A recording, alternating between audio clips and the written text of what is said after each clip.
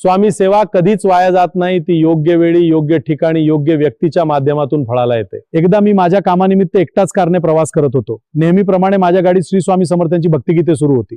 गाडीच्या डॅशबोर्डवर स्वामी समर्थ महाराजांची सुंदर मूर्ती विराजमान होती। माझी एक जुनी सवय आहे, रस्त्यात एखादा गरजू माणूस दिसला तर शक्य असेल तिथे त्याला मदत करायची।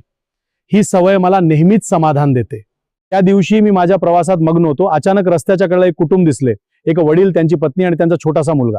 त्यांची मोटरसायकल पंक्चर झालेली होती आणि ते असहायपणे रस्त्याच्या कडेला उभे होते। त्या छोट्या मुलाने हात जोडलेले होते। मला वाटले तो कदाचित देवाला प्रार्थना करत असेल।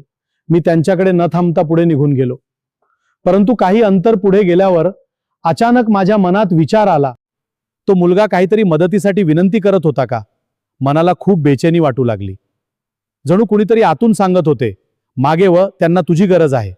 मी क्षणाचाही विलंब न करता गाडी वळवली आणि पुन्हा त्या कुटुंबाजवळ आलो। मी विचारले, काय झालं, काही मदत करू का? त्या गृहस्थांनी थोड्या आशेने सांगितले, दादा, आमची मोटरसायकल पंक्चर झाली आहे।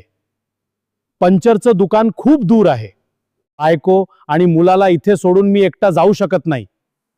काय करावं काहीच कळत नाही। इतक्यात तो छोटासा मुलगा आपल्या आईला म्हणाला, आई बघ ना, मी स्वामींना हात जोडून प्रार्थना केली होती, स्वामींनी आपल्यासाठी गाडी पाठवली, गाडीत स्वामींची मूर्ती पण आहे।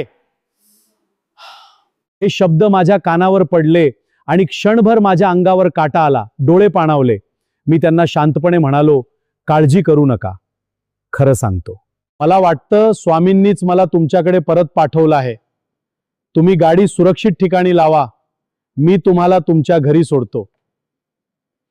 हे ऐकताच त्या आई वडिलांच्या डोळ्यांत अश्रू आले। त्यांनी सर्वप्रथम गाडीतील स्वामी समर्थ महाराजांच्या मूर्तीचे दर्शन घेतले। त्या माऊली म्हणाल्या, खरंच स्वामी मदतीला धावून येतात। आम्ही हात जोडून प्रार्थना केली आणि तुम्ही परत आलात। आमचा स्वामींवरील विश्वास आणखी दृढ झाला। मीही भावुक झालो आणि त्यांना म्हणालो, मी तर पुढे निघून गेलो होतो, पण स्वामींची आज्ञा झाली, त्या भावनेने मला परत फिरायला भाग पाडले। ही माझी नाही, स्वामींचीच कृपा आहे।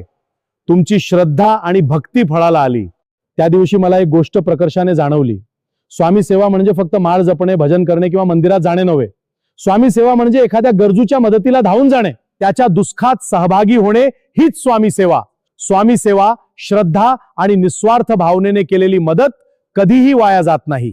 स्वामी समर्थ आपल्या भक्तांची हाक ऐकतात आणि योग्य वेळी योग्य व्यक्तीच्या माध्यमातून मदतीला धावून येतात। श्री स्वामी समर्थ।